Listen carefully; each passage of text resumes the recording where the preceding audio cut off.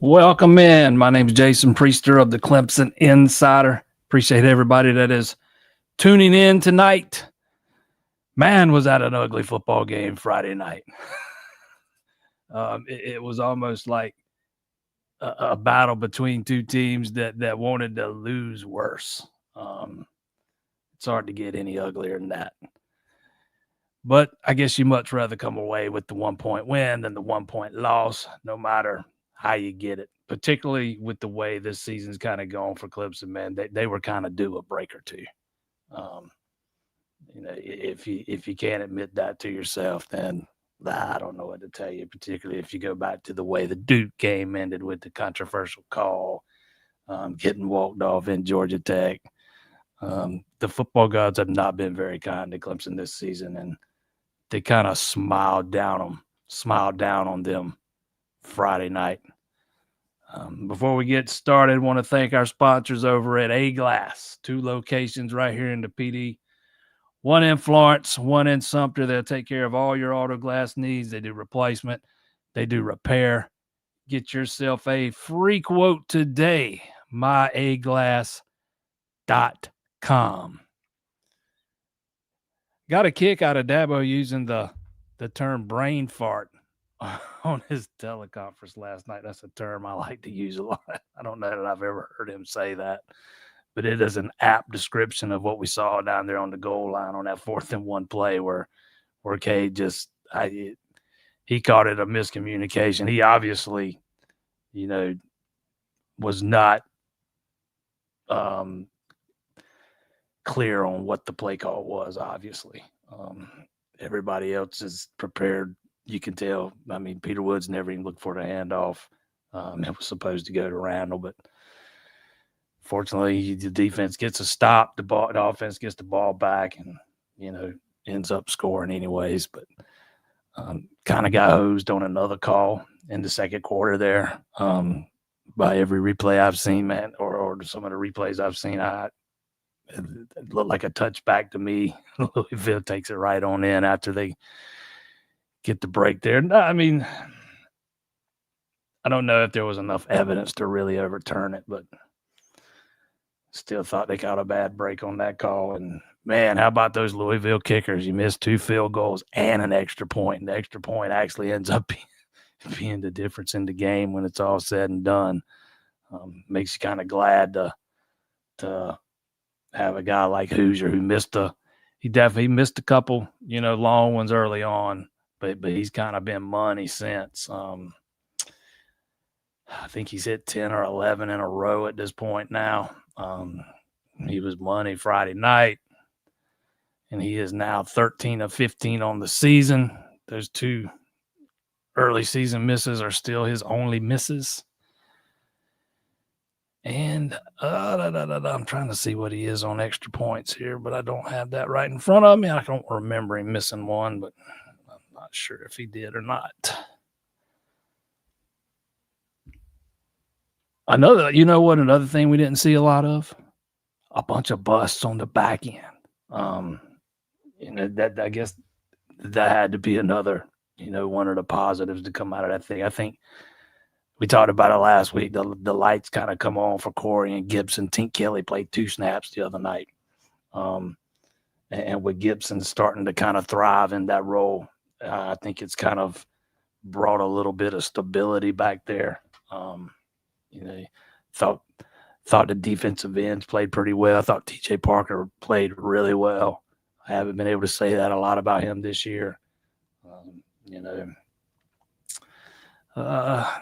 Tristan Smith had by far his worst performance of the season. Ended up seeing a lot more of Nolan Turner before it was all said and done.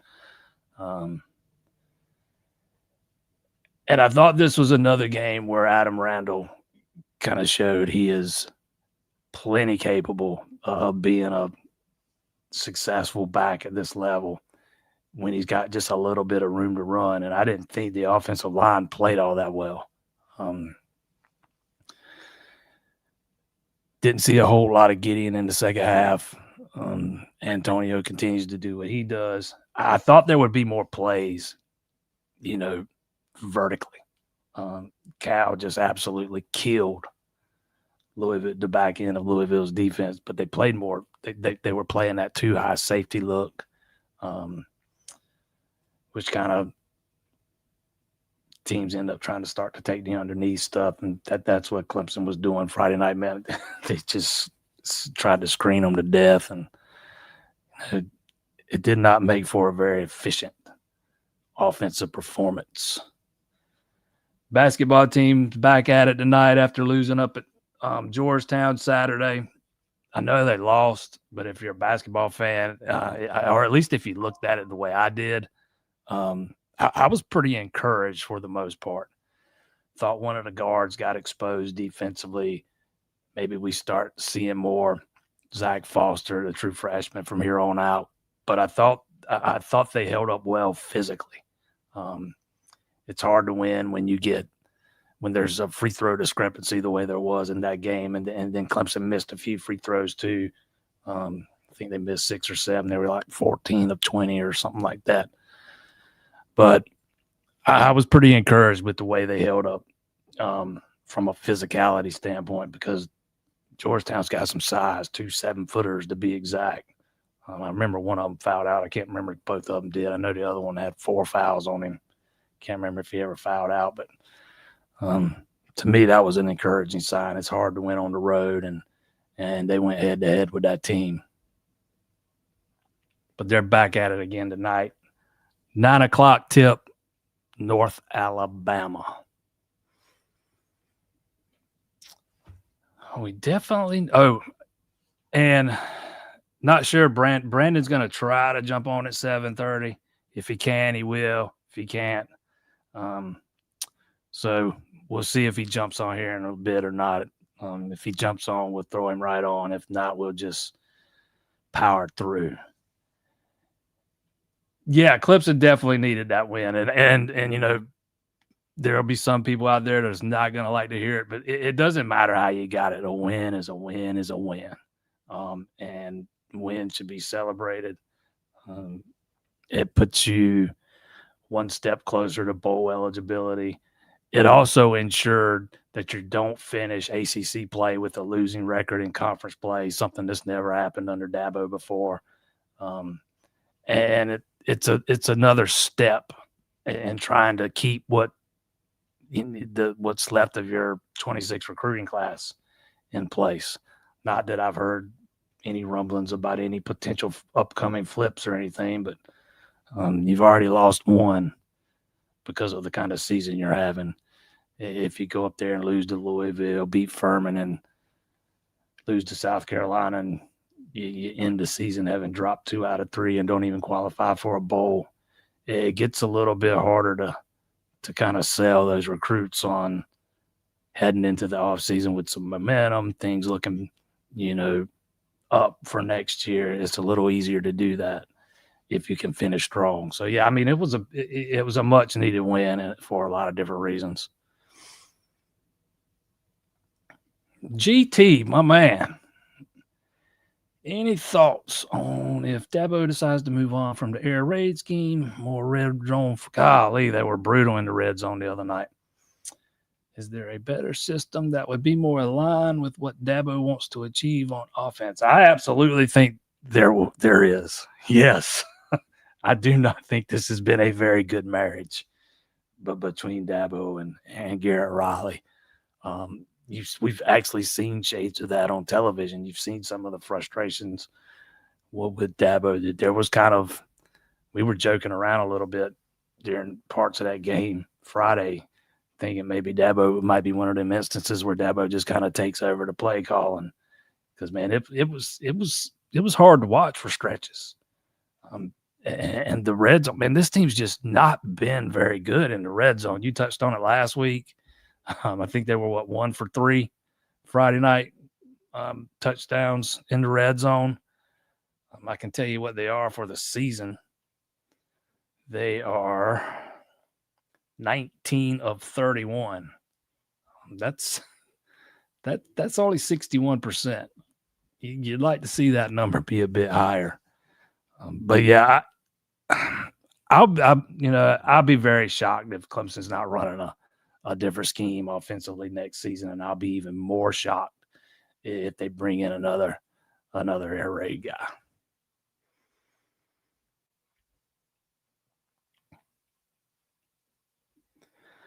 Contrast the Tigers' goal line miscues with how easily the Cards schemed for the wide open tight end at the goal line. Yeah, it just the smaller the field gets, the harder it looks. Everything just looks so hard.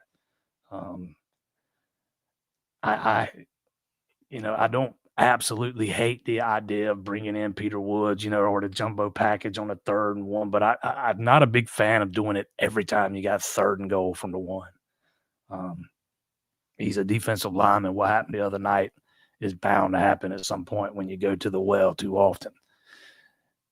And it gets especially harder, the closer they get to the goal line when it comes to the passing game. And as you know, right here, we saw how easily Jeff Brom schemed some guys open the other night. We just not seen a whole lot of instances of Garrett Riley scheming guys open in the red zone. It has been a weakness of this team for 3 years now. And it's not like they don't have some dudes at receiver.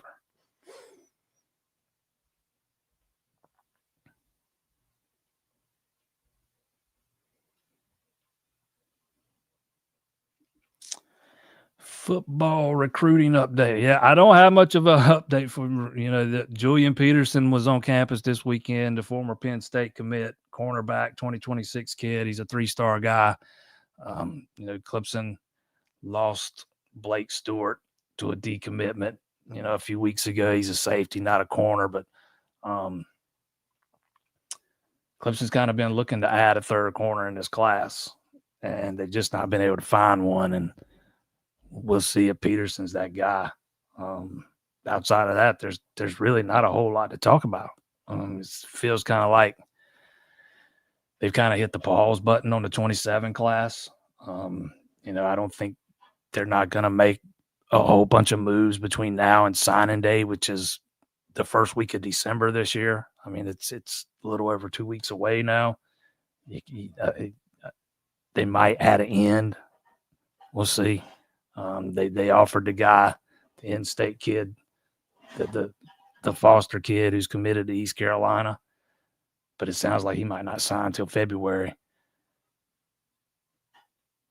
But if you kind of hit the pause on things and you see what kind of attrition you've got to deal with after the season, not just, guys leaving due to being out of eligibility, or guys that you already had a pretty good indication of them leaving early for the draft, but also guys who are going to leave through the portal.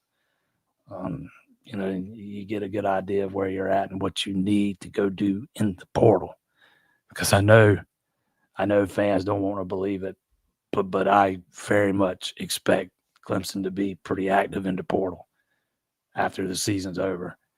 And then once you're done there, then you can, see if there's anything you can do when it comes to the February signing day, and you have a much better idea of what your biggest needs are 2027 wise.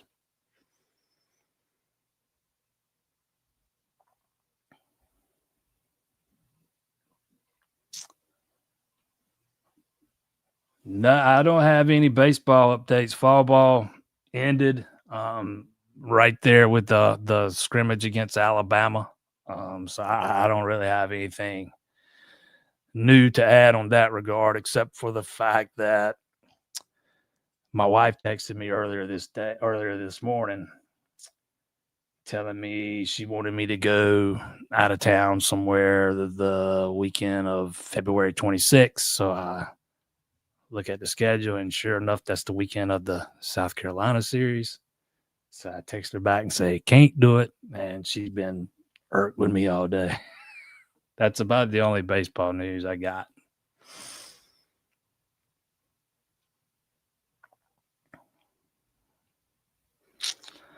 Buy those kickers Christmas presents. Yeah. And that's the thing. It wasn't just one kicker, man. They used more. They used 2. Sometimes you need a little luck. But I also thought Clemson got pressure on those kicks too. So it'd be remiss not to at least give a little bit of praise to the pressure.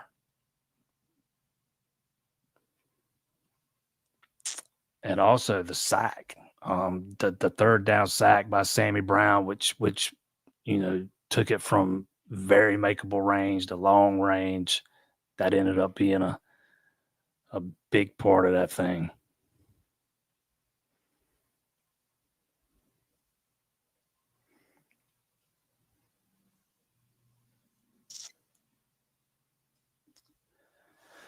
Seems like the better question is, what is the right offense for Clemson? Talent we can sign, then find the best OC to run the desired system. I think Dabo got things backwards with her and Riley. Yeah, I'll be the first to admit, man, I thought Riley was a really good hire when they made it. I think a lot of people did. Especially when you hear him talking about the dirt raid and being dedicated to the running game and things that just have not turned out to be very true. I can tell you Dabo wants to run a spread. But I'd be very surprised if there's air raid offense in Clemson next year. I would probably lean towards thinking it'll be something more centered around, the inside zone runs and those kind of things instead of the counters and the traps that Riley likes to run.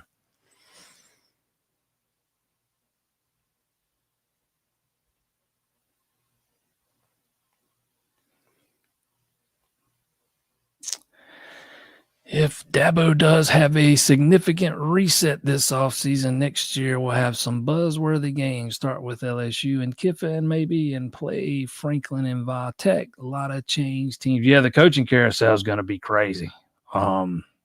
Absolutely freaking crazy. It's already been crazy, and I think it's going to go from crazy to insane.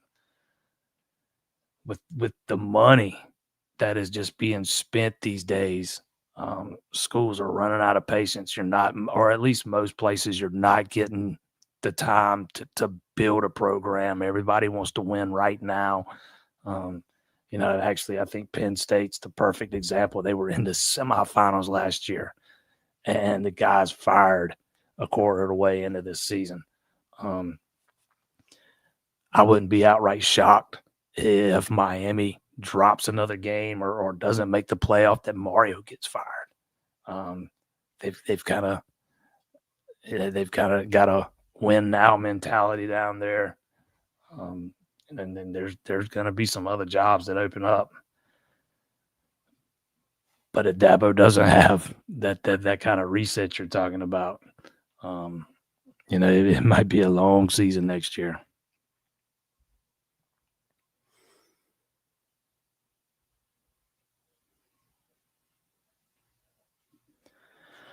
Kelly and Hannafin may have pretty much been replaced now. It does seem that way. Again, I think, Corey and Gibson has played pretty well the last 2 weeks. Tink played 2 snaps the whole game. That kind of tells the tale there. Hannafin, he played more than 2, but it wasn't many more. Hold on, I can tell you. I got it right here. He played 9, and he got a PFF grade of 40.7. Again, man, I think, Hannafin is fine when he's just not very good at the coverage part. Let's put it that way. And if you're going to play safety, man, you got to be able to cover.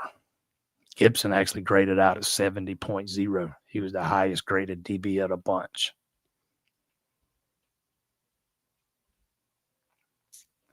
But Ricardo and Khalil and Corian pretty much got all the safety snaps.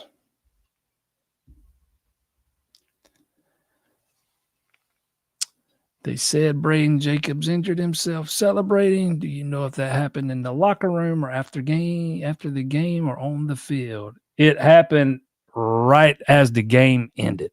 Clemson's final snap. He turned around and jumped up in celebration and came down on his knee, foot wrong. I saw him after the game coming out of the locker room in a boot, and he was limping pretty heavily. Our photographer actually saw it and got photos of the trainers tending to him on the ground. So it happened on the field. I mean, like 5 seconds after the game ended. Matter of fact, if you follow me on Twitter, or if you follow Chapel Fowler, because Chapel actually screen grabbed it. You don't see the whole thing, but you can see when it happened. It's on Chapel's Twitter page. It's on my Twitter page. But yes, talk about a bummer, man, because he had just earned his role as a starter. Probably nobody had him starting at guard on their bingo card this year, but that's the way it played out. Golly, hate to see anybody's season end that way. Feel just as bad for Walker Parks because he's kind of been held together with Band-Aids and glue for this season. And heck, even before this season, man, he was just trying to gut it out, and he had not long gotten back. And sure enough, he's right back out. But both those guys are done for the year.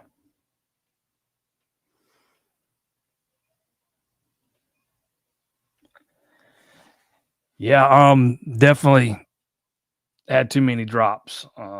Tristan Smith had a couple. Randall had one. Somebody fell down. I slipped down on a route. I forgot who it was off the top of my head. That's something that was plaguing this team earlier in the season. Haven't seen as much of it lately. But yeah, Tristan didn't play a whole lot after that second drop Saturday night. But as far as the tight ends go, you would think if a team's going to give you that too high safety look, there's going to be the middle of the field is going to be open. And to me, that's where your tight ends come, get involved, and they've just not used them a whole lot this year. Henry did have Pat. I mean, to be fair, they threw it at Pat Henry he had 4 targets, caught 3 of them, but Bettencourt didn't have a catch. And he's probably the more dynamic guy, not to take anything away from Olsen, but hey, I'd love to see the tight ends be a little bit more involved.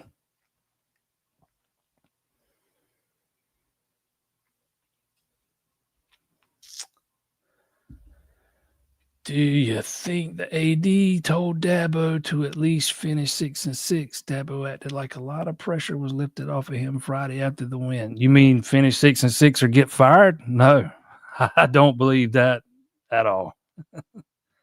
Dabo's buyout $60 million. That's not even taking into account what it would cost to fire all the assistants. I just don't know how feasible that would be, even if they wanted to do it. But I don't think Dabo would have been in trouble had they finished 3-8. I absolutely 100% fully believe he would have gotten, the opportunity to get it turned around. I think the pressure you've kind of felt, or what pressure you say you've seen on Dabo, I think that's more, inward pressure. I say it all the time. I don't think there's anybody who wants to win more than that guy. People might not agree with the way he goes about trying to do it sometimes, but I think his heart is literally broke for this team this year. You can see it in some of the players after some of these losses this year, how much it's hurting them. But the biggest thing to me is the fact that they pretty much, you don't see guys having checked out. They're still bought in, and they're still trying to win, and they're still fighting and scratching and clawing. That doesn't happen everywhere when you're 3-5.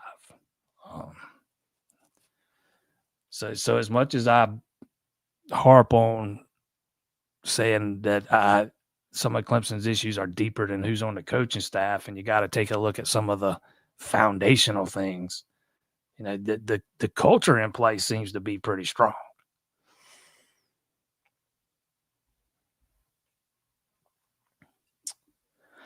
Yeah, this right here. I think Dabo was generally thrilled his team played to the last snap and never gave up, no matter how badly they are coached.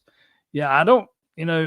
I think that's a big part of it. The fact that they've all stayed bought in, that they're still playing for the name on the front of, or not literally, but the name on the front of the jersey. I know Clemson's not on the jerseys there, but you know what I'm saying.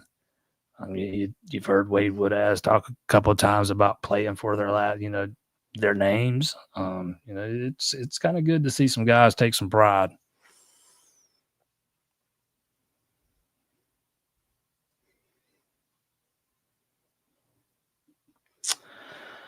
The basketball game gave us some first set of things in terms of pros and cons. Definitely need to find a clutch shooter at guard. It's not Dylan. No, I don't think it's Dylan either. And I don't know that there's a guy like Joe Girard on this team that can kind of take over a game from beyond the arc.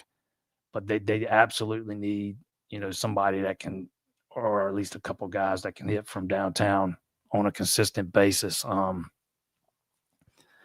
thought Porter kind of got a little bit exposed defensively, but again, I thought overall it was encouraging because my biggest concern was how they were going to hold up, against some of the bigger, more physical teams. I mean, I know they got 3 guys that are 6'9", 6'10", 6'10". Actually got 4 of them. Let's see, Walleen, Welling, Davidson, R.J. Godfrey. So you got 4 guys in the 6'9", 6'10" range. But I don't think all those guys, or let's say I wasn't convinced all those guys would hold up physically against more physical teams. And I thought they did that pretty well Saturday.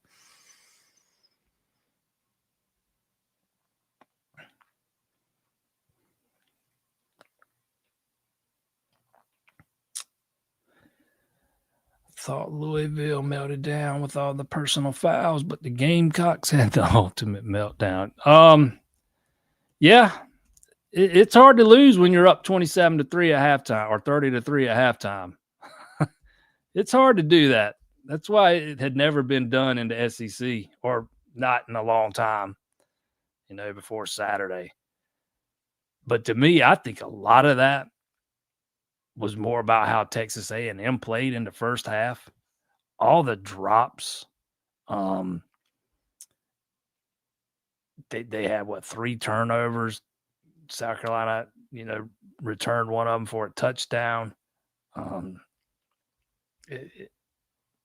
They just kind of came out after halftime and looked more like themselves. But yeah, that was the ultimate meltdown.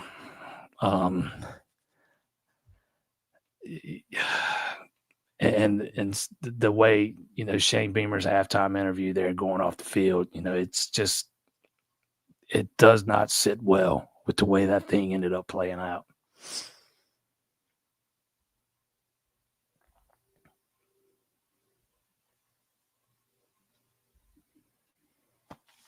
If Lucas doesn't get any or very many snaps versus Furman, I guess he's done right. Yeah. We've not seen much of Lucas, and Dabo says he's not hurt, so that's just got to be them going with the guys they think give them the best chance.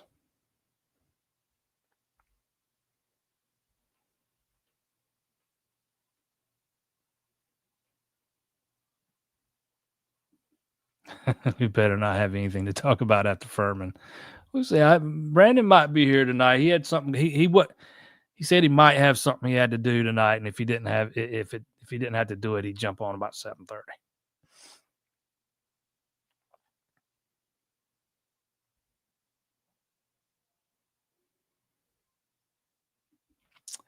Some 2026 commits moving up a little in the rankings. Yeah. Actually, Naheem Burrows is like right on the verge of 5-star status. They give those the top 32 in the final rankings are 5 stars, and I think he's 34 right now.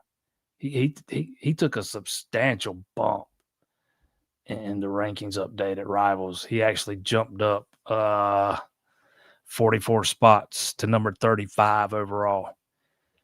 Polo Anderson jumped up 16 spots. He's number 69 overall. But then there's also some guys that took some hits. Gordon Sellers dropped 27 spots to 224. Leo Delaney, who's pretty much been out all season long with a injury, they killed him for his injury, man. He dropped 126 spots. He's all the way down to 254 after he was in the top 130. Offensive lineman Grant Wise dropped 31 spots to 265. And Chance Barkley probably took the biggest hit, unless he's hurt and I'm forgetting it or didn't hear about it. He got dinged. He dropped 101 spots. He's down to 278. But the new linebacker commit that everybody just ragged on and hated, he got his 4th star in the update, and he jumped up 141 spots. He's now at number 266 overall.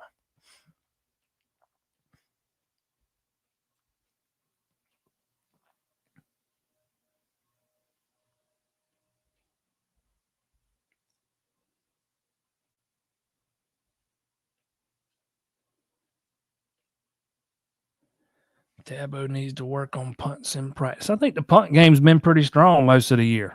That was a bad snap the other night. It wasn't the punter's fault. The guy's been the long snapper for, golly, how many years now, and he finally had a bad snap.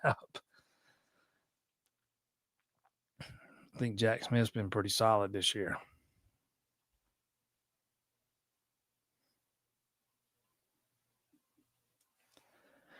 When your QB hands it to the wrong back, how do you expect the O coordinator to scheme the red zone? I absolutely expect him to scheme it up. Just because your quarterback has a brain fart doesn't mean he can't, throw a dart on the next play. I've seen him do it. I've seen plenty of some of the better quarterbacks in the history of football have an occasional brain fart.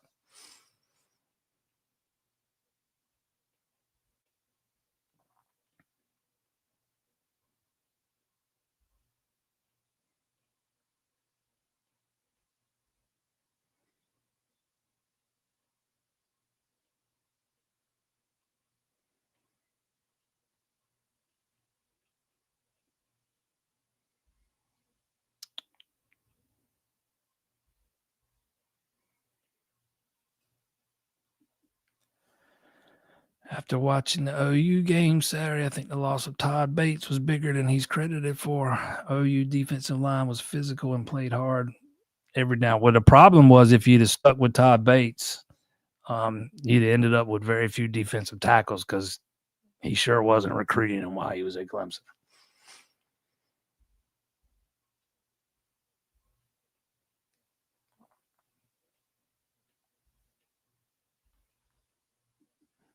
I think the special teams has been pretty good for the most part, man. They held that guy, the Louisville return man. He's one of the most dangerous return guys in the country. He didn't have the first return yard. Again, everybody's going to harp on it because the long snapper finally, muffed a snap there. But I mean, it's first one that I can remember. I think Jack Smith's been really good and Dabo was kind of right after the game. He got railed on all offseason. Dabo needed to go get a punter out of the portal. I think he's done really well. They have really shored up the protection issues that they had on field goals last year. Not a single block this year. Hoosiers made every field goal but 2. Both misses came early in the season, and I want to say both were beyond 50 yards. If I have one gripe about the special teams, I wish they'd be a little bit more aggressive on punt returns.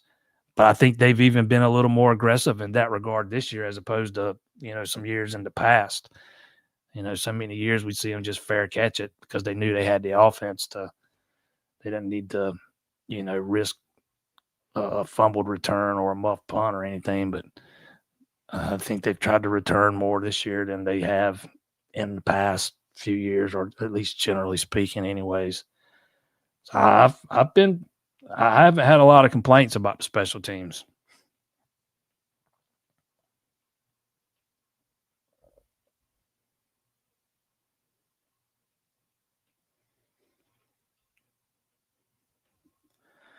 How do I feel about Carolina bowl game? Yeah, the bowl game's gonna all be all about the matchup, and who's playing and who's not. If you listen to some of these guys talk, they sound like they're all planning to play, but we'll see exactly how that shakes out. There's going to be a lot of opt outs. I can tell you that. Um, as far as the South Carolina game, I don't think they're much. I don't think they're any better than Clemson is.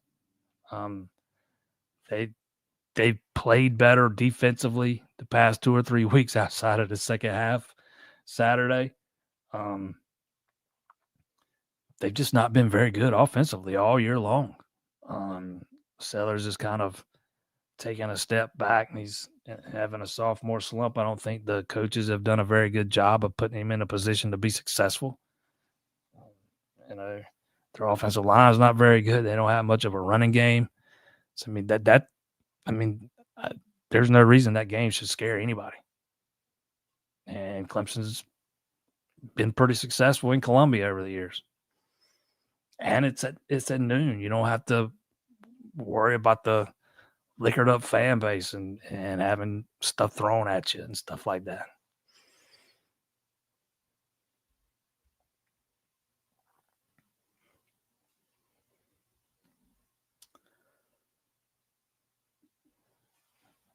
I pray Peter Woods and TJ Parker come back for another year. I'll be surprised if that happens. I lean towards thinking both those guys will head off to the NFL, and I kind of think Clemson kind of needs a reset. You know, start anew. Let some of these guys move on and bring some fresh blood in.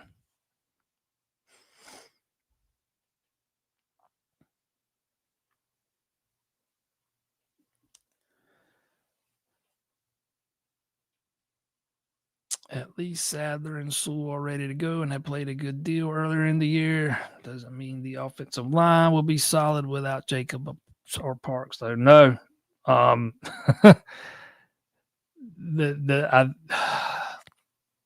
Both those guys have just been utter disappointments so far. They were both fairly well regarded coming out of high school, 4-star guys. They were big time gets for Clemson in that recruiting class. And so far, they've not lived up to those expectations. The offensive line has absolutely been better since Parks came back. Jacobs was inserted into the starting lineup. But it'll be back, this week and against South Carolina. You're going to have to lean on Sadler and Sewell both.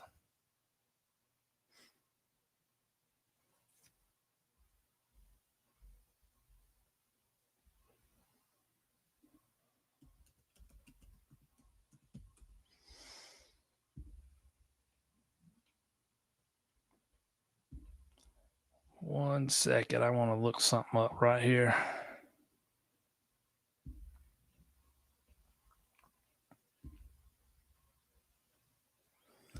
South Carolina beats us in 2 weeks. They have the better offense. You ain't obviously watched much South Carolina football this year.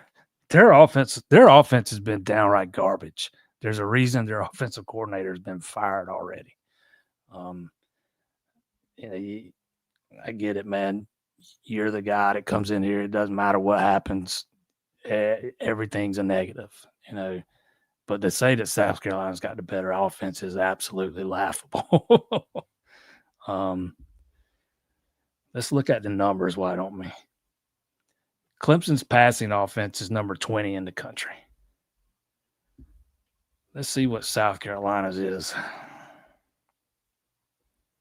Pretty sure it's not even going to be on this front page here. Nope. Still don't see it. Scrolling. Ranks number 93 nationally. I got a feeling I'm going to look up rushing offense here. They're both going to be pretty bad in that regard. If I can find it.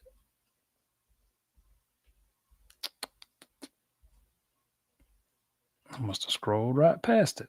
Here's total. Let's see total offense.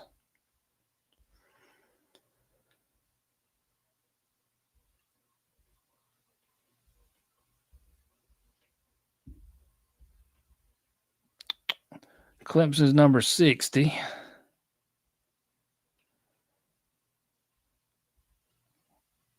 South Carolina's not even in the top 100.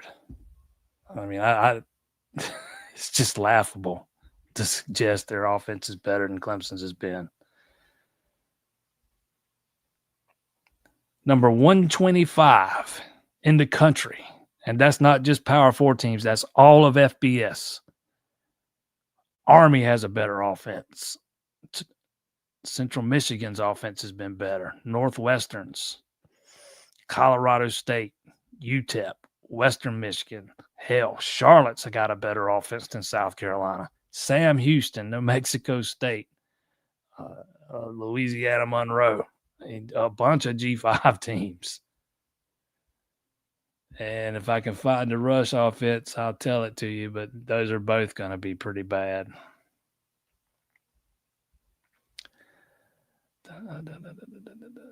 Rushing offense. Here we go.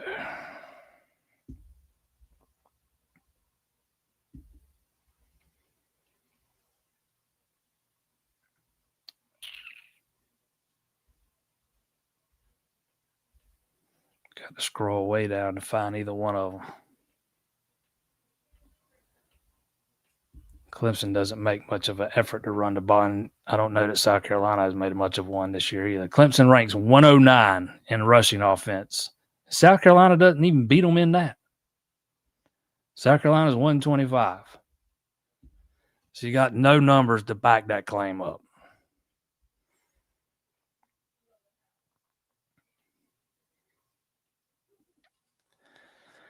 I think next year our DBs will be far better than this year with Gibson, Hampton at quarterback, and hopefully Jones and Barnes. Actually, what the hope should be is that Clemson addresses safety in the portal and corner, because you're probably going to lose Terrell. Clemson's going to, if you lose Terrell, and let's just assume what you're saying here, Gibson moves back over to corner, you got to have somebody that can play the nickel. And outside of Gibson, there's nobody on the roster that's been able to do it. Barnes is kind of regressed since his freshman All-American season. I think he was a freshman All-American. He's just kind of regressed. I mean, I know he was dealing with a hamstring earlier this year. I don't know if it's still bothering him, but sometimes it kind of looks like it does. I think defensive back is where Clemson needs some help.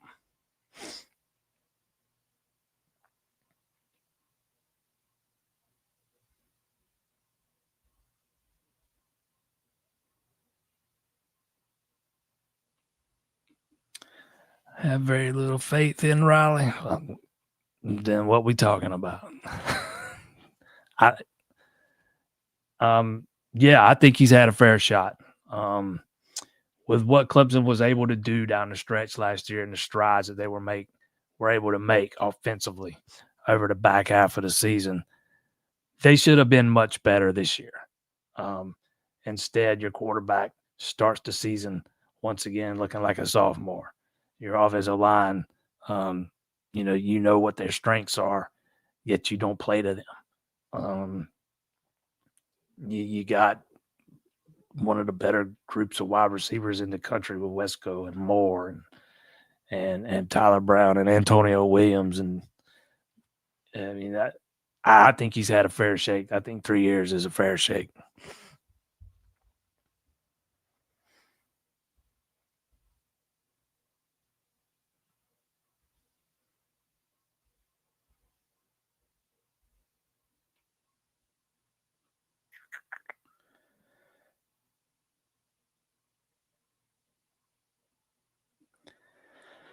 Hate it for the offensive linemen, Parks and Jacobs. Glad we have one more game before Carolina to get snaps. Well, those two guys, it's going to be Sewell and Sadler, and they've both played a lot.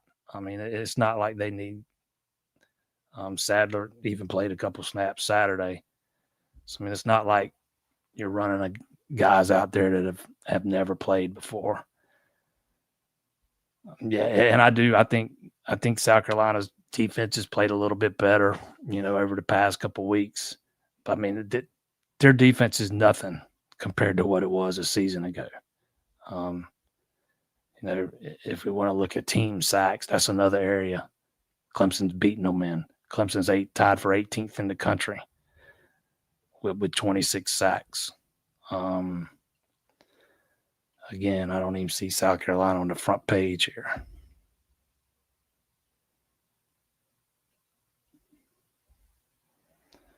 Scrolling. Unless I missed them.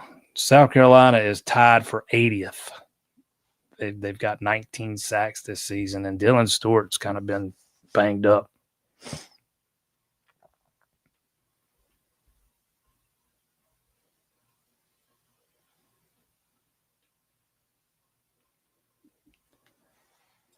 If we fire Riley, this is not the end of his contract. Will the money we owe him affect how much money we can allocate towards recruit similar players? No. You'll owe him for next year because he signed through next season, but no, it won't. That won't come from the pot of money that's used for rev share.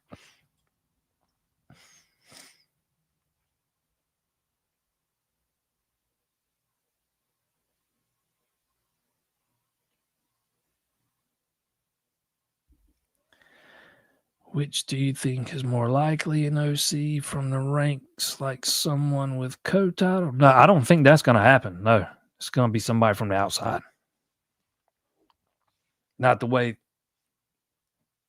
There's no way you can promote somebody from on the staff right now to be the offensive coordinator or co-offensive coordinators. I just don't see how you can do it. The fan base might go find Dabo's house and burn it down. No, but in all seriousness, you got to have somebody that can come in and just revamp the whole thing, just like you needed 3 years ago when you brought Riley in here. That's what you needed then. That's what you need now. You definitely don't want a continuation of what you've had.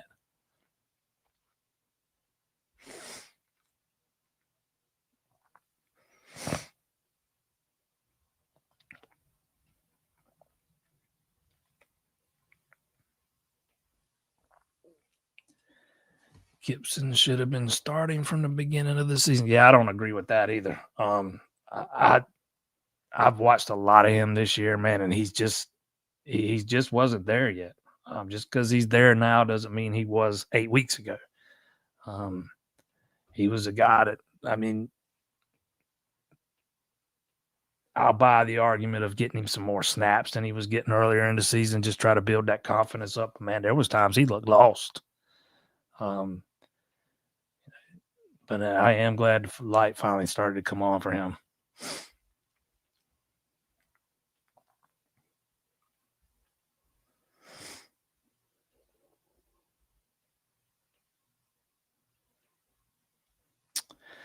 Virginia Tech approved to increase athletics spending by $239 million. That would increase their annual spending by about $70 million. I think they've can't read. I think they finally decided to get serious. Yeah. That's probably the only way James Franklin would come. Dabo needs to put Garrett Riley in the office and Chad Morris on the field.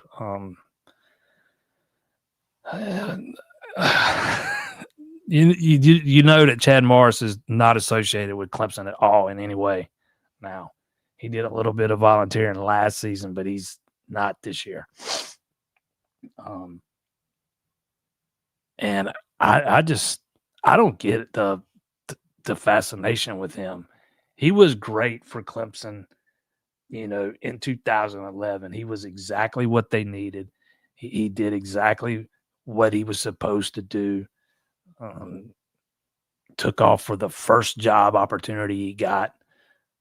He looked like he might start having a little success at SMU, bolted for Arkansas, failed miserably. There's a reason why nobody else has hired that guy to run an offense. There's reasons. When you have what Clemson had on defense in 2011, 2012, it's beneficial to bring a guy in that runs an offense that wants to run 100 plays a game so you can wear the other side out. The goal should be being more balanced. You don't have to go balls to the wall every offensive series the way Morris wants to do. But, I don't know. I don't think I think you have to always be moving forward. You can't that's living in the past. I think you got to start all over there.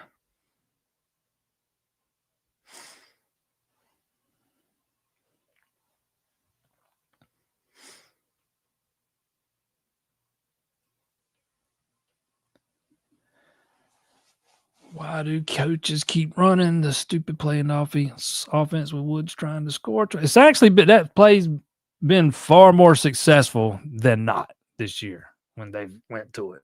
Has it been 100% successful? No. To me, they probably use it a little too much.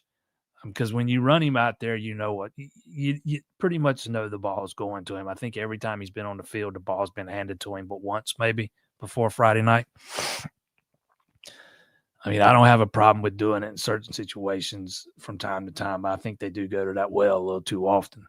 I've seen Adam Randall get stuffed on 3rd and 1 and 4th and 1 this year too.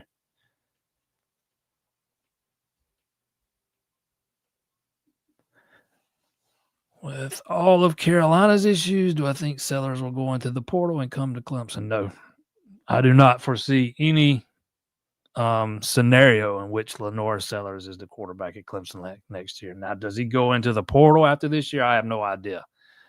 We've already seen some rumors, alluding to him in Miami being a possible match. But nah, I would not foresee him coming to Clemson under any circumstance.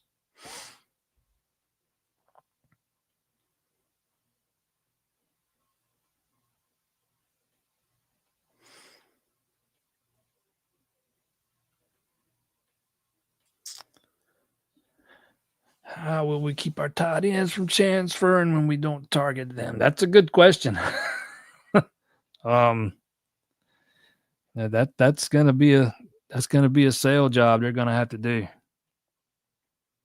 because I've been harping on that all year long, that the tight ends have not been getting used enough. And you got, 3 guys who kind of, give you a little bit of variety. They're all each their own kind of, different kind of tight end. You got Betancourt, probably the more dynamic pass catcher of the 3. You got Sapp, who we've seen is capable of making plays down the field, and we've seen Henry do it too. I mean, you got some guys there, and it's kind of the same thing. They just refuse to make the running game a point of emphasis. They refuse to make the tight ends, more of a point of emphasis. They probably, I remember looking at the numbers last week and thinking, well, they've probably been a little bit more involved than I thought. But then I went and looked at them again. Matter of fact, I got them right here. Let's see, 27. So, man, I'm having a problem. Okay, there he is, 7. The 3 have combined for 34 catches. The problem is they've only caught 2 touchdown passes, and both of them were Betancourt in the same game. Those are the guys you need to be targeting in the red zone, and they just make no effort to do it.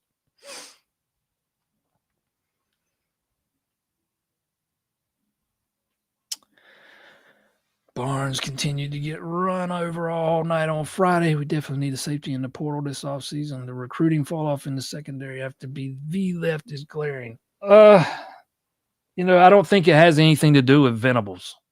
It's Clemson's hit on some guys, particularly at corner. There's been, they've hit on some safeties. They just haven't been able to keep them because somebody outbids them. I think Tay Harris last year, Blake Stewart in this class. There was a Grayson Littleton, who Texas ended up, getting after he decommitted from Clemson last year. And he's been a bright spot on that defense for Texas this year, man. He's a guy that could have filled that nickel role. So I mean, it's not like they haven't been able to land them. So I don't think it has anything to do with Venables. It's got more to do with the landscape, and that's one of the things that needs to change.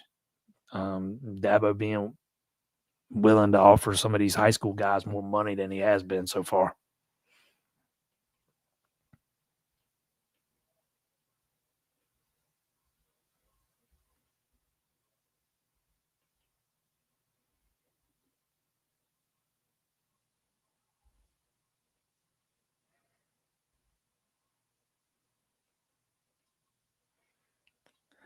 What's up with all the tackling high and attempting to throw guys to the ground? Is that what? Probably. I'm guessing that's probably not what he wants. While the tackling has probably improved from last year, it is not nearly as improved as it needs to be. That's for dang sure.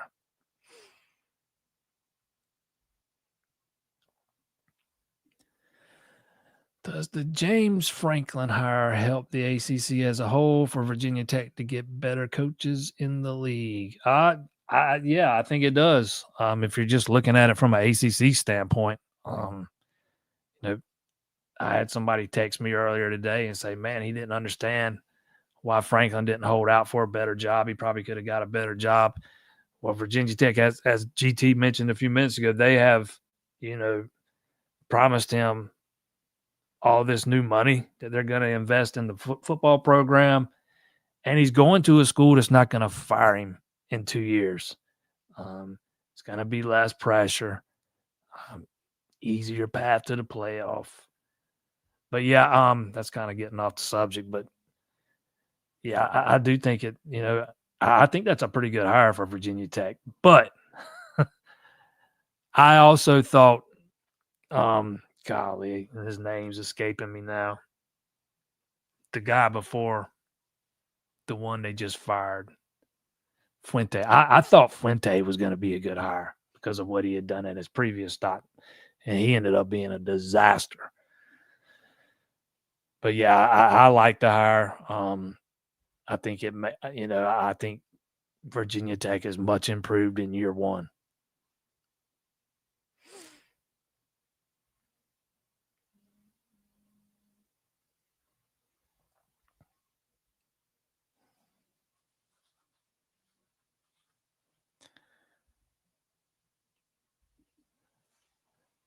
Does Norvell keep his job if he signs Sellers from the portal? Yeah, I have no idea about that.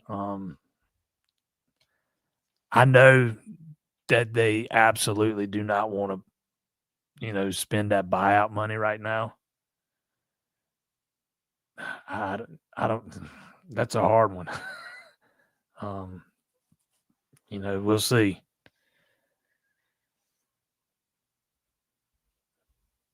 His last two acquisitions at quarterback have not really panned out all that well.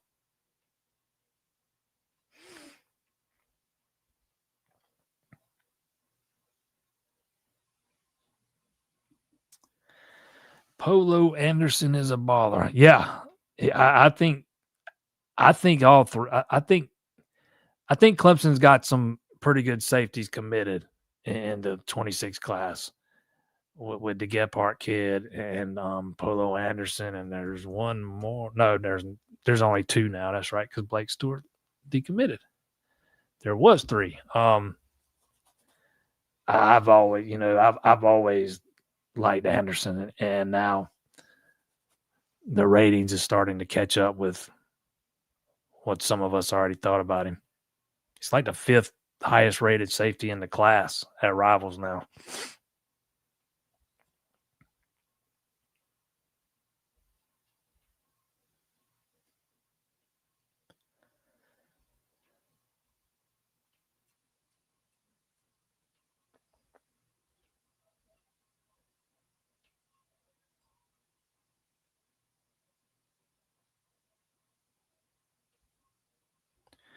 If we can contain Sellers, we will be good against U of SC. Well, another thing about South Carolina is they've not really run Lenore's the way they did last year. It's why I never understood the Mike Shula hire to begin with. Let's see here.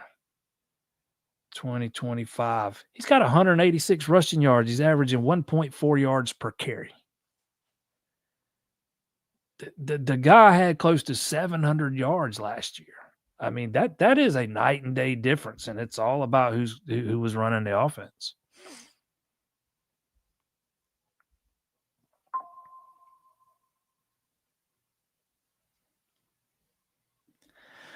We need new blood and fresh perspective at defensive tackle position coach. I'll say this about that. I think the defensive tackles have gotten worse each year under Eason.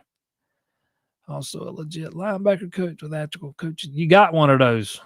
Tom Allen works right there out of that linebacker room. He might not technically be the linebacker coach, but he works out of that room. And he is heavily involved with the backers.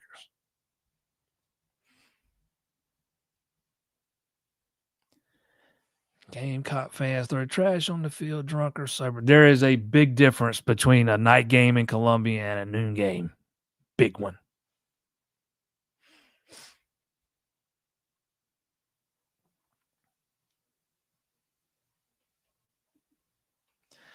Dinoff is becoming a more important contributor with each game. I know some fans won't admit it, but Rump is showing his worth. Dinoff and Lawson made big strides. You don't have to sell me on that.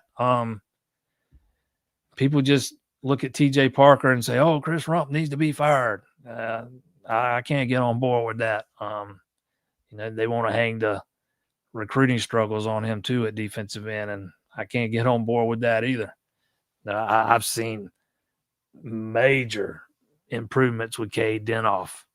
Jaheim Lawson's been one of the brightest spots on the team this season. To me, it's kind of that the criticism just kind of focuses on the one guy.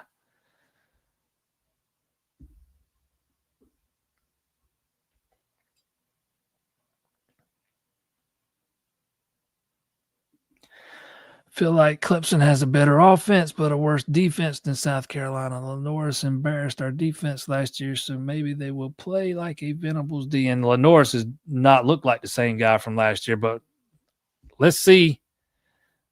Let's look at the numbers for the defense too, because you might end up being surprised.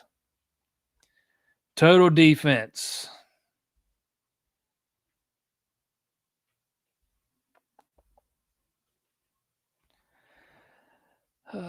Neither one of them are on the front page here, so neither one rank in the top 50. Telling you this, South Carolina's defense has been much better in recent weeks, but overall, there has been a steep drop off compared to what they had last year. Total defense: Clemson ranks number 54, South Carolina ranks number 58, so they're right there together.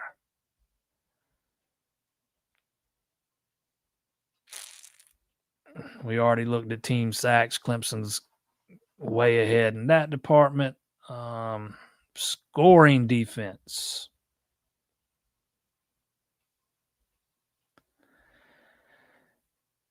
Clemson is 46th. South Carolina is 53rd. So right there together again.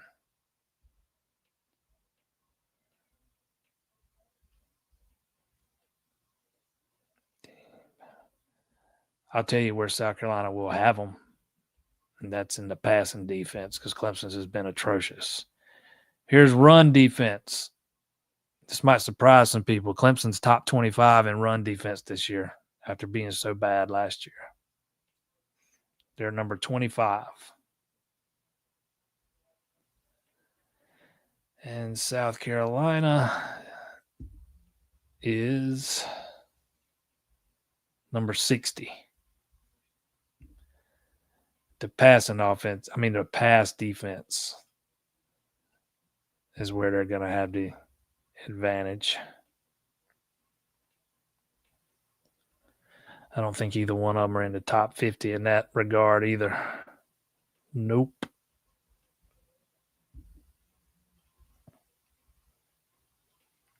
South Carolina, number 59. I think Clemson's at number 100. So they haven't beaten pass defense. But other than that, they're pretty even.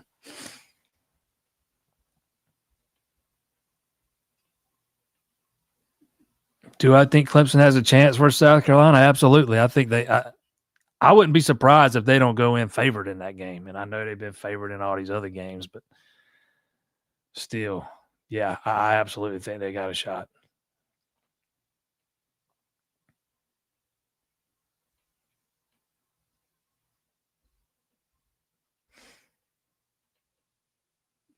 Have I noticed Tyler Brown on the field? Not a whole lot because he's the backup in the slot. And if you take him off, you got to take Antonio off.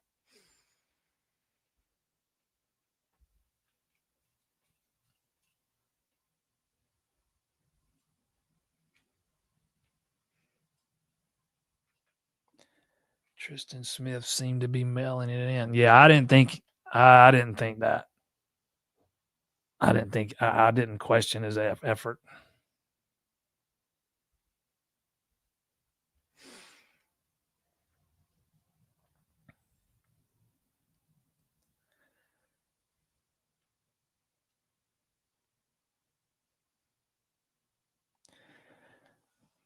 Do you think the prep for South Carolina started this week? Kind of feel like you beat Furman with little to no prep. I'm sure they've at least started looking at them. Yeah. Especially now that you've fired the offensive coordinator. I'm sure they've really looked at that Virginia Tech game, or not Texas A&M game. See what they can pick up, as far as what they're doing from a play calling standpoint and scheme, and seeing if there are any, major differences or whatever. I absolutely believe they got people doing that. Yeah.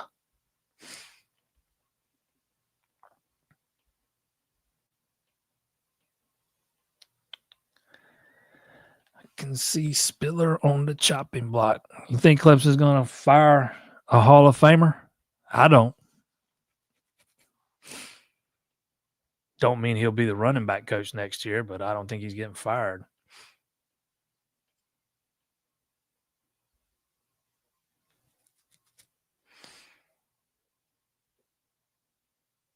Do I see the ACC getting two teams in the playoff? No.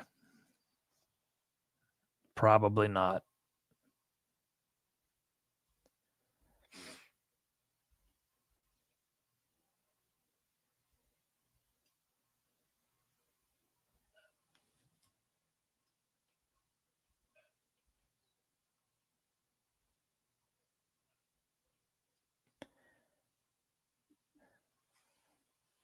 With 2020 hindsight, would you have gone with CK? Or it's not a realistic. It's just not a realistic scenario. Nobody was calling for Clemson to go get a portal QB coming into the season. It's just, I kind of see that as revisionist history.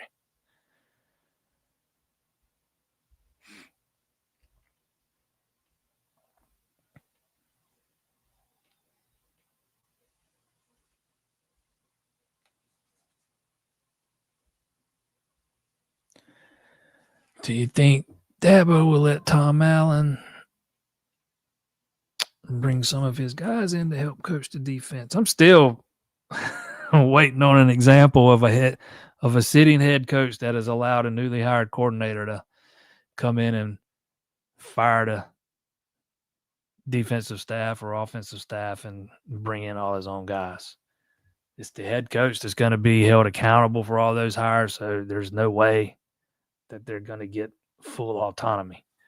I do see some staff changes coming. I do believe Tom Allen will have input on them. Does he get to make the final call? No, that'll be a Dabo decision. And I think that's the way it should be.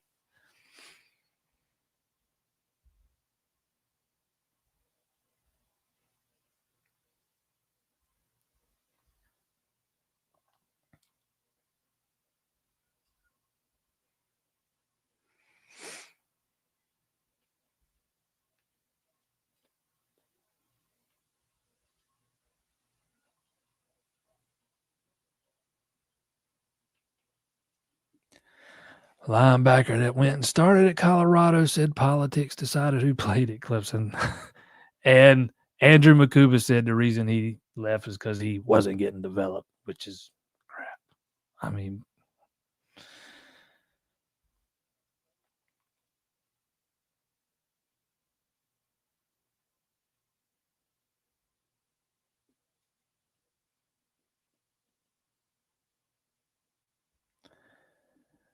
Dabo said in his press conference he has gotten away from listening to his gut. What do you think he is talking about? I don't know what he's talking about specifically. I do know there's been some tension between Dabo and the administration.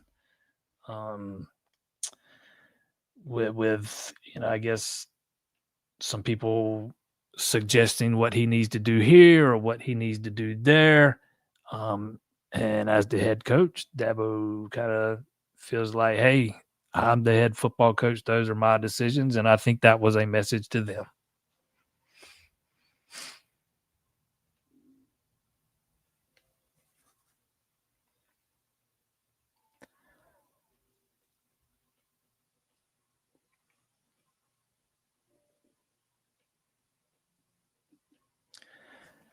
Although the Carolina game was a hilarious second half, they looked impressive first half. Yeah, but how much of that was Texas A&M helping them look that impressive?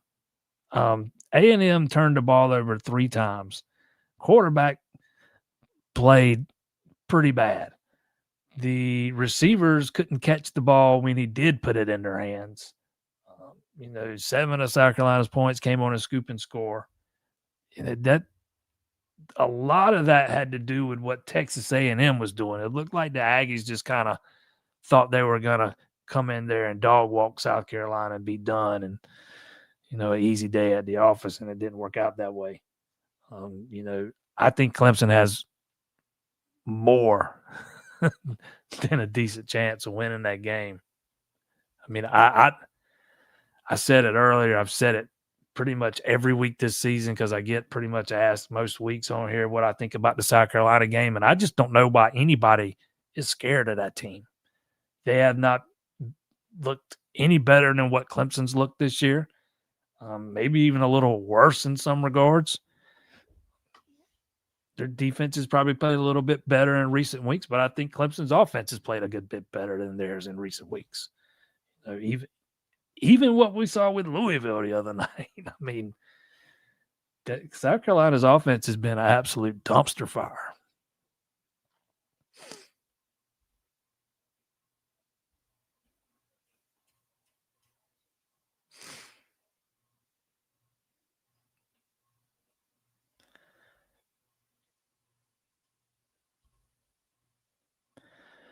Sellers, to me, if he doesn't go to the NFL, will be back at Carolina to his little brother being there. Who says they both can't leave?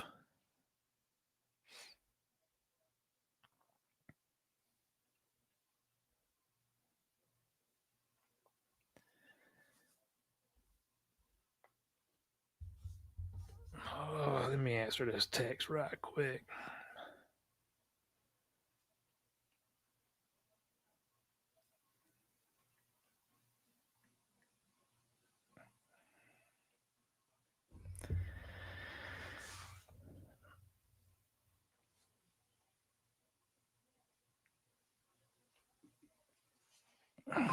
Could have imagined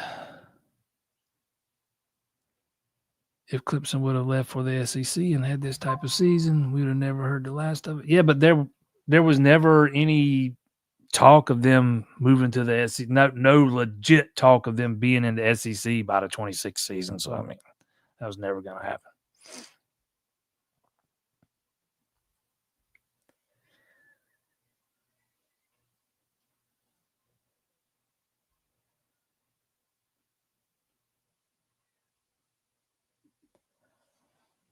My honest opinion on the Shula hire, I think he saw what Shula did with Cam Newton and thought the same thing here. Cam Newton made Shula look brilliant. Well, it backfired. I think Shula did a fine job working with him as a quarterback. But Shula is absolutely married to the pro-style offense, and I don't care what he did with Cam. The Norse just does not fit. It's like trying to stick a a square peg into a round hole, and it's been a disaster, and he has absolutely regressed.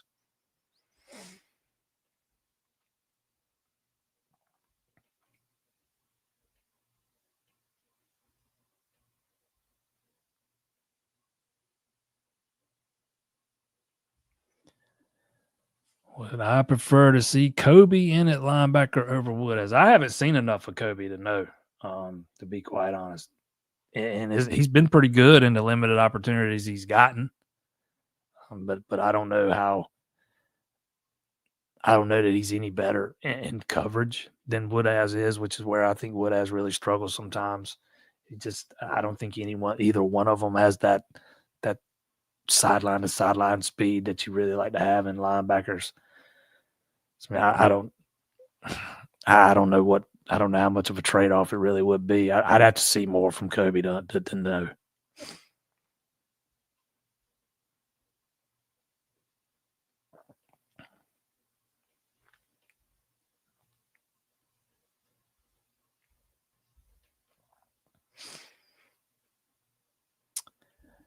Amari got 15 snaps, I do believe. Yeah, 15. And he was the worst graded defensive lineman this week, that might be the first time I've seen that all year. He's usually kind of, if I'm remembering right, kind of running in the middle. He's had some ups and downs. Burley played 12 snaps, and Peter Woods and Parker played more. Woods played 53. It's not Parker, I mean K-Part. Woods played 53. K-Part played 36, which it's a tad higher than what you normally see with him. And then Amari Adams and Vic Burley kind of rolled in and out, rotated.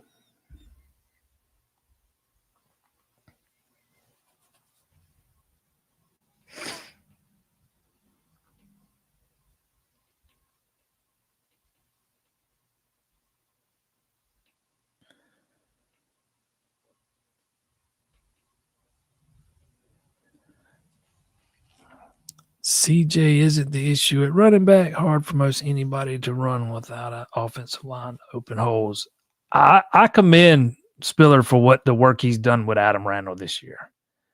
But what I can't get past are the rotations.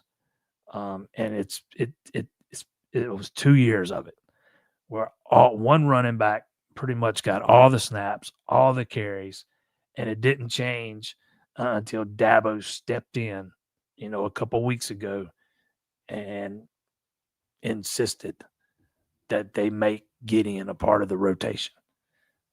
I can't get past that with Spiller. It absolutely killed him last year when Maffa got hurt, and you're still running him out there, basically playing with one arm because you've not, taken advantage of the rotation to even start getting the guy behind him ready. That's why it took Jay Haynes so long to finally get worked in. And he was having some fumbling issues in practice, and then they came out and did the same thing this year. But this year it's even worse because you got one of the 5 best running backs in the last recruiting class now on your roster, and you're not even letting him sniff the field. Not only you're not giving him carries, you're not even letting him sniff the field. I think that's almost criminal. I think that Adam Randall's developed fine for a converted wideout. He's been more than serviceable. But I can't get past the rotations with CJ.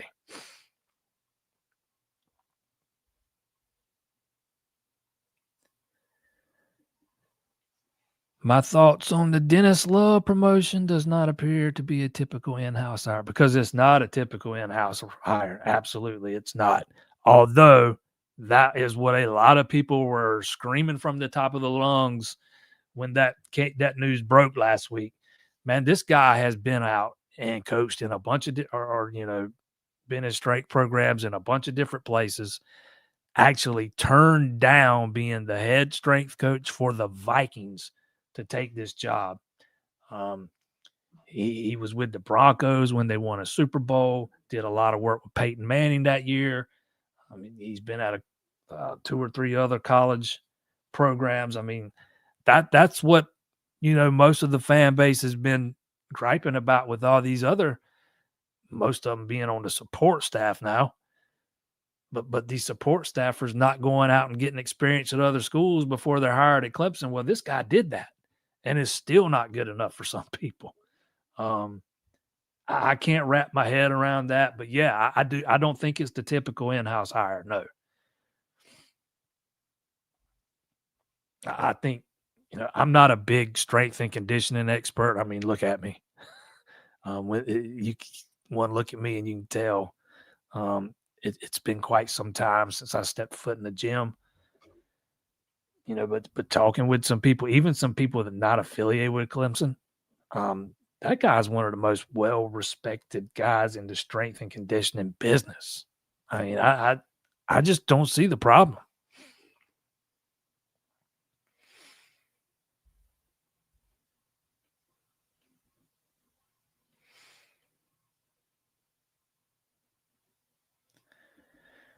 Coaches have spoken pretty highly of Blanchard. Wonder if he gets a look the next 2 games. Probably not. I think Dabo even said when he was asked about freshmen that might get some looks, before the end of the season. I think with Gavin, he said it'd probably take an injury, although they've had 2 since then. But with Harris Sewell and Colin Saller being really both, because Sewell got banged up a couple weeks ago too, as did Sadler. But with both those guys being back and ready to roll, it'll probably be those 5.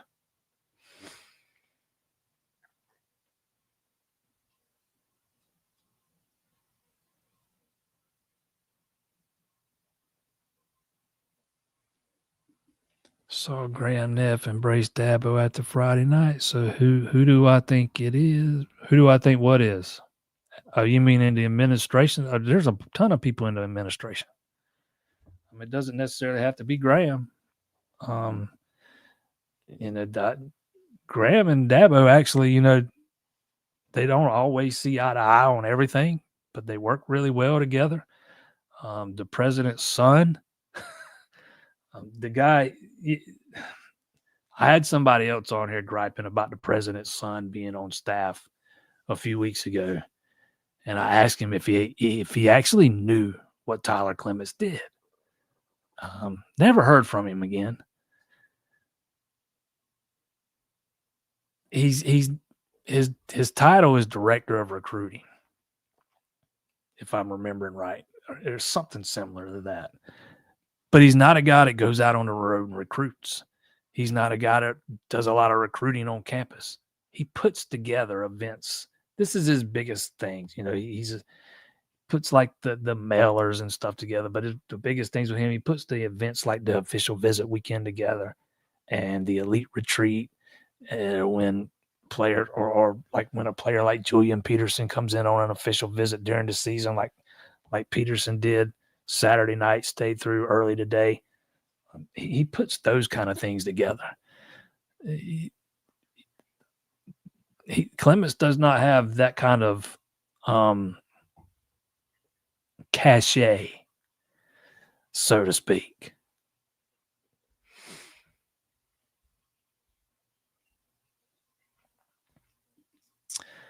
My only concern with Spiller is his recruiting. He just needs to land a huge commit. He is doing fine with what he has. I also think he's been handcuffed, when it comes to the recruiting.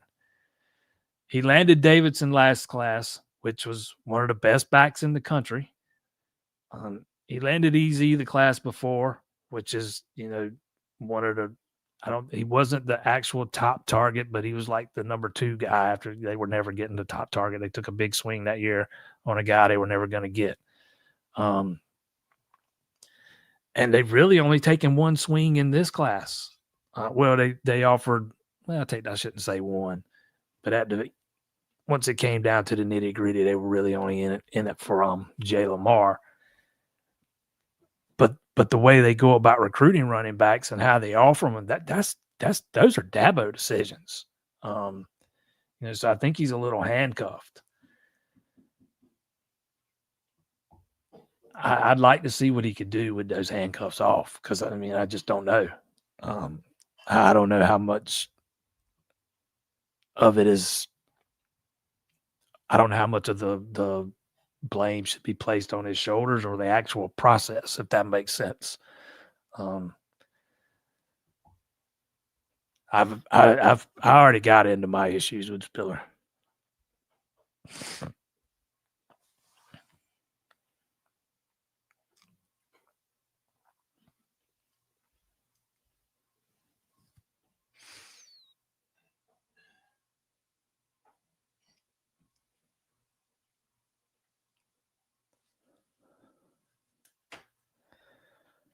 Staff changes happen after the bowl game. Does the portal window affect that time? Well, the portal window doesn't open till January.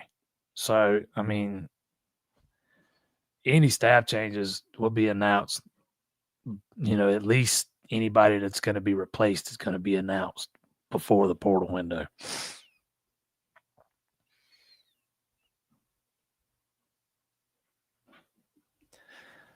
Why is it Clemson barely passes over the middle or targets the tight end more? Does Cade's height limit his ability to see the middle of the field? I don't think it has anything to do with Cade.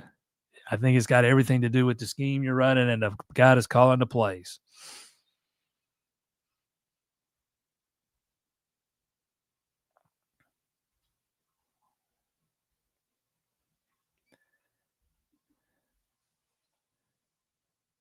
Kid was a steal, in my opinion, and he came to Clemson for less money. I can tell you that.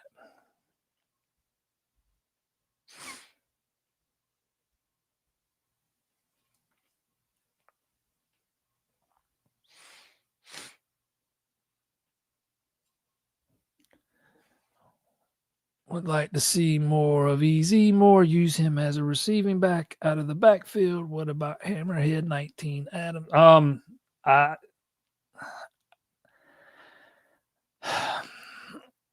I think EZ. I think there's a reason that Davidson has passed him by, and it doesn't all have to do with Davidson just being better. I think EZ's not quite there yet. He still runs a little bit too upright, which leaves him, susceptible to fumbling the ball or getting the ball punched out. And that would be the case whether you're handing him the ball or throwing it to him out of the backfield. As far as Keith Adams goes, I think he's probably the fourth or fifth best back on the team. I think that's why you don't see him. I could get on board with maybe seeing him, in the jumbo package instead of Peter Woods all the time.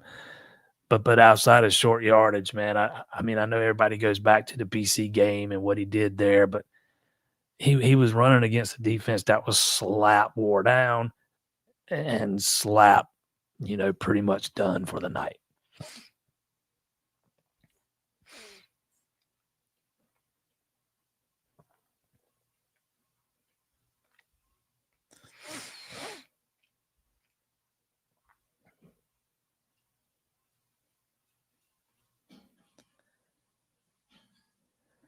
All right, last one, because I can hear my wife in there cooking late dinner. Yeah, we eat late around here, very late sometimes. She was in here at my desk working all. I had to kick her out. Matter of fact, sit down, and she's been using my desk chair like a rocking chair. Now it's all wobbly and crap.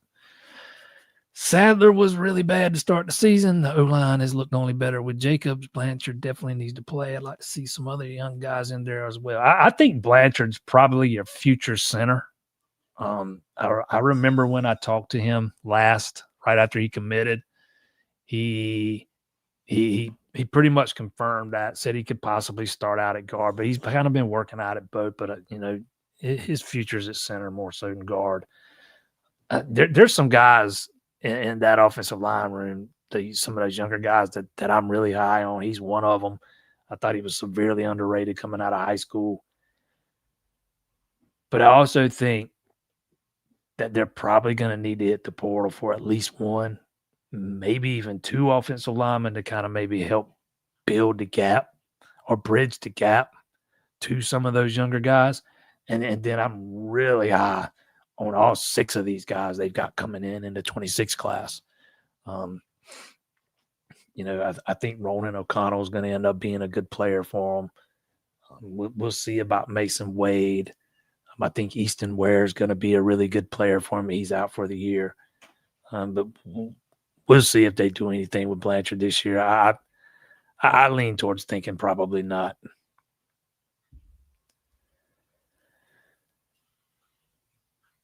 All right, man. I appreciate everybody that tuned in here tonight. Yeah, I can't tell you how many transfers are going to take because that's going to depend on NFL draft decisions, how many guys leave for the portal, which I think there's going to be at least a few, and probably some that are going to surprise you. But it's hard to put a number on that. I think the floor's got to be 6 minimum. And that number is probably going to need to get a little bit higher than that. Again, appreciate everybody that tuned in here tonight. I always appreciate you guys tuning in on Monday. Looking to do this thing on location, December the 1st. We're in the process of setting that up. I might not even should talk about it until it's a done deal, but in the process of setting that up, December the 1st, we're trying to set it up and do the show on location out in Kiowee Key one night, or the Monday after the South Carolina game. So look forward to that. Want to thank our sponsors over at A-Glass. 2 locations in the PD, 1 in Florence, 1 in Sumter. Take care of all your auto glass needs. If you're in Sumter, can y'all read that?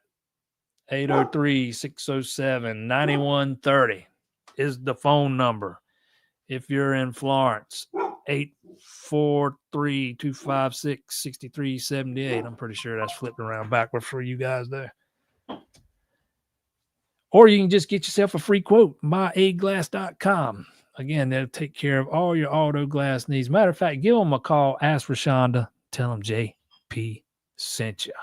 Right back here next Monday. Hate that Brandon couldn't jump on, but we'll get him back in the probably pretty soon. Okay, one more. I already talked about this, but I'll broach the subject again. Why should you feel confident about the new strength and conditioning coordinator? He's been on staff for the past few years. He actually hasn't.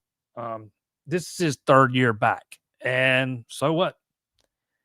All Clemson fans do is gripe about the support staffers that have not gone out and gotten outside experience at other schools before coming to work for Clemson. Well, this guy did that. He worked at Clemson many years ago, left for a long time, went and got experience at several different stops, including winning a Super Bowl at Denver. Comes back to Clemson pretty much just for this job. Then he gets offered to run the strength and conditioning department with the Vikings.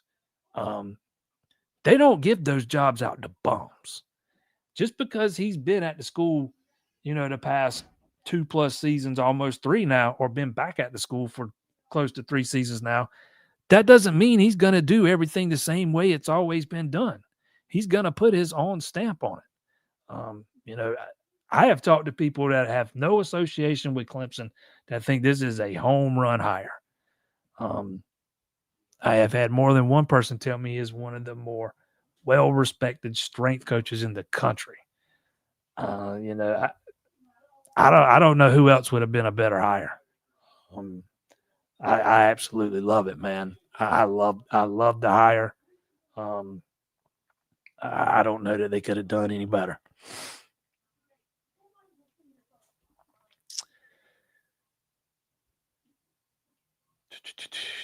Yep. A lot of that's a lot of these guys staying or going is going to depend on, which coaches are staying and who's coming in to replace the ones that aren't staying.